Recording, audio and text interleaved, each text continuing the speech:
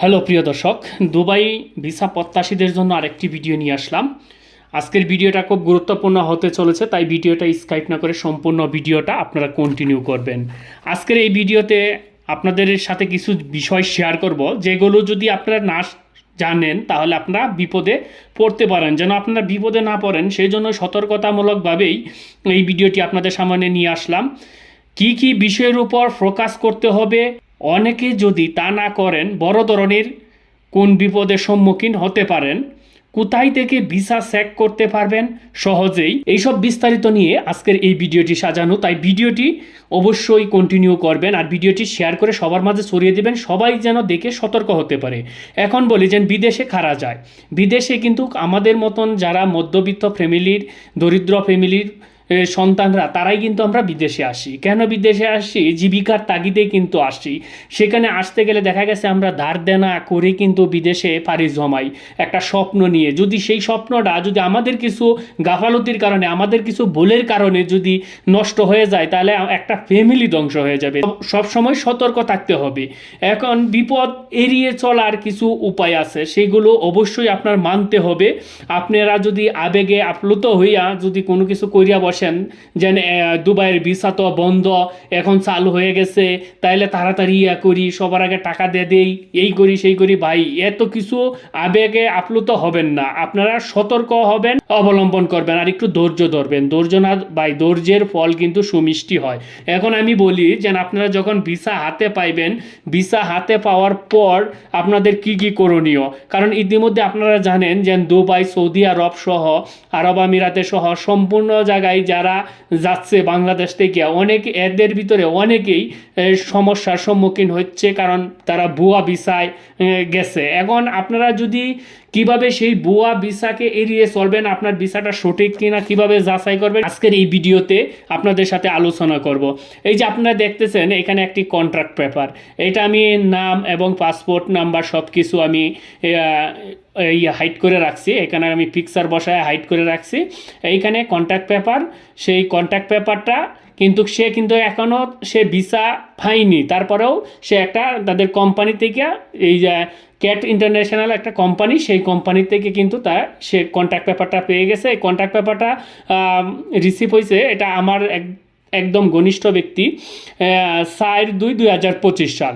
দেখেন 4/2/2025 সালে এই কন্ট্যাক্ট পেপারটা রিসিভ হয়েছে। এইরকম আপনারা যারা বিদেশে যাবেন, বিদেশে যাওয়ার আগে আপনাদেরকে এইরকম একটি কন্ট্যাক্ট পেপার দিবে। সেখানে দেখেন তার পজিশন কি, ইলেকট্রিশিয়ান, এবং তার কি এখানে ফেসিলিটি আছে, এবং তার বেতন কীরকম, 1749 রিয়াল বেতন, আর ওভার টাইম, ওটিপি, সাপ্তাহিক ছুটি, ওয়ার্ক ডে কতদিন সম্পূর্ণ এখানে আছে, ফ্রি খাবার এবং বাসস্থান সম্পূর্ণ এইগুলো এইখানে এগ্রিমেন্টে।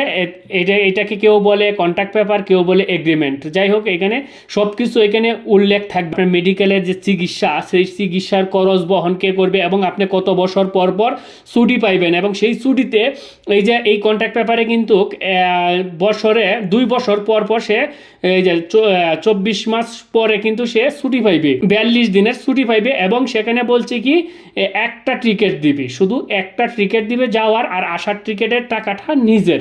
এই কন্ট্রাক্ট পেপারে এইরকমভাবে উল্লেখ আছে। যাই হোক, এইটা হচ্ছে মূলত আপনাদের সামনে উপস্থিত করলাম এরকম একটি কন্ট্রাক্ট পেপার, যেন আপনারাও এরকম একটি কন্ট্রাক্ট পেপার পাইবেন। সেই ক্ষেত্রে আপনারা সেই কন্ট্রাক্ট পেপারে দেখবেন যে আসলে আপনার সাথে দালালে বা আপনার এজেন্সিরা যা বলছে সেই কন্ট্রাক্ট পেপারের সাথে আপনার মিল আছে কিনা। যদি দেখেন যে মিল নাই, তাহলে ধরে নিবেন যে আপনারা বড় ধরনের একটা প্রতারণার শিকার হতে যাচ্ছেন। আরেকটা বিষয় হচ্ছে, সেই কন্ট্রাক্ট পেপার কিন্তু এখন বলতে পারেন যে এইগুলা সাইন টাইন নকল করে সব কিছু কিন্তু করা যায়, এগুলো কিন্তু বাংলাদেশে সম্ভব। তবে আপনার ভিসাটা এবং কন্ট্রাক্ট পেপারটা আপনি যে কোম্পানির, এইখানে কিন্তু দেখেন কোম্পানির ফ্যাক্স, মেল যা আছে অল এভরিথিং কিন্তু এখানে শেয়ার করা আছে। মানে যত ডকুমেন্ট আছে, যত তথ্য আছে কোম্পানি, সব কিছু কিন্তু এইখানে আছে। এই কন্ট্যাক্ট পেপারে সম্পূর্ণ তথ্যই আছে। এখন আপনারা সেই কন্ট্যাক্ট পেপারটা সঠিক কিনা, আপনার ভিসাটা সঠিক কিনা সেটা যাচাই করার জন্য অবশ্যই সেটা যাচাই করে নেবেন আগে, প্লেনে ওঠার আগে। আর কন্ট্যাক্ট পেপারটা কিন্তু আপনারা অনেক আগেই দিয়ে দেয়, যারা ধরেন যান 2 নাম্বারই করে এরা কিন্তু কন্ট্যাক্ট পেপার হাতে রাইখা দেয়, এরা কিন্তু দেয় না, না দেওয়া বলে এখনও হচ্ছে না, আর কিছুদিন পরে এইরকম একটি সময় আসে যে সময় আপনার ফ্লাইটের সময় হয়ে যায়, সেই দিন আপনারা দেয়, তখন আপনি না পারেন চেক করতে, না পারেন কিছু দেখতে, তখন আপনি হতাশা ছাড়া আর কোনো কিছু নয়। যখন দুবাই আসেন আইসা দেখেন যে আপনারা দিছে ট্যুরিস্ট ভিসা, কিন্তু আপনারা ওয়ার্ক ভিসা না দিয়ে আপনারা দিছে ট্যুরিস্ট ভিসা। আর একটা বিষয় হচ্ছে আপনারা অবশ্যই বিদেশে যাওয়ার আগে আপনারা বিএমইটি কার্ডটা করে যাবেন। বিএমইটি হচ্ছে ইমিগ্রেশন ক্লিয়ারেন্স কার্ড। এই বিএমইটিটা করলে আপনার সুবিধা কি, এইটাতে অনেক সুবিধা আছে। সুবিধা হচ্ছে যে আপনার ভিসাটা এবং আপনার কন্ট্রাক্ট পেপারগুলো এটি সত্য কিনা তারাও একটা যাচাই করে। আর এর আগেই আপনি যাচাই করবেন, তার সাথে কন্ট্যাক্ট করছেন, তাকে বলবেন আমার কন্ট্রাক্ট পেপার দাও এবং আমার ভিসাটা দাও। ভিসাটা দেয় অনেক সময় কন্ট্রাক্ট পেপার দেয় না, তখন আপনি কন্ট্রাক্ট পেপার এবং ভিসা নিয়ে আপনি গুলশানে চলে যাবেন। সেখানে দেখবেন যে দেশেই যান সেই দেশে দূতাবাস আছে, সেখানে গিয়ে আপনি পিয়নটা বলবেন যে আমি আমার এই ভিসা সম্পর্কে তথ্য জানতে আসছি, তারপর কিন্তু আপনারা ঢুকতে দিবে। এর আগে অনেক সময় ঢুকতে দিবে না, যখন আপনি ডকুমেন্টগুলো দেখাবেন তখন ঢুকতে দিবে। তখন আপনি এখানে যাইবেন, তা নিয়ে আসবেন যে আপনার কন্ট্রাক্ট পেপারটা সঠিক আছে কিনা, আপনার ভিসাটা সঠিক আছে কিনা। তা সেইখান থেকে যখন বইলে দিবে যে না এটা ঠিক আছে, তাইলে ধরে রাখবেন যে নিশ্চিত আপনি চোখ বুন যে আপনি বিদেশ চলে যাবেন, কোনো সমস্যা নাই ইনশাল্লাহ।